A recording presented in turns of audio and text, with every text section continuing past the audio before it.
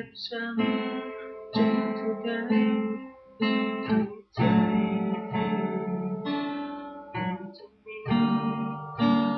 เขาอยู่ในใจได้แต่หวังว่าเขาเป็นที่รักก็ได้แต่ฝันว่าเขาจะเป็นใจ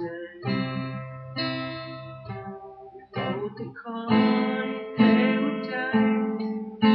เขามีความจริงใจเขาเคยสนใจว่าเขาจะคิดอย่างใดหักกันแต่เป็นเพียงหักข้าง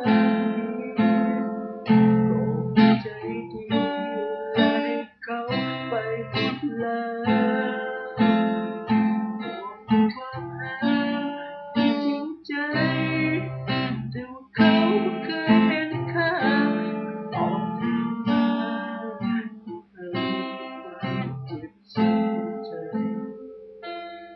ยังจะขอหักเขาต่อขอใจด้วยน้ำตาอาจจะจริงเคยได้ยินว่าความรักเปลี่ยนคนให้ทุกอย่างทั้งมีเธอก็เคยเปิดใจ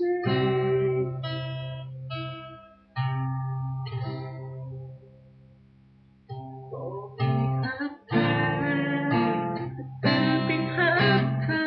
งเดียวก็มีใจเดียวและให้เขาไปหมดแล้วก็มีความรักที่จริงใจแต่ว่าเขาเคยเห็นค่าตอบแทนมาให้เงาคนที่สนใจตอบแทนมาให้เบิ่งทุกคนปวดใจเป็นคนสุดท้ายก็ต้องปวดใจ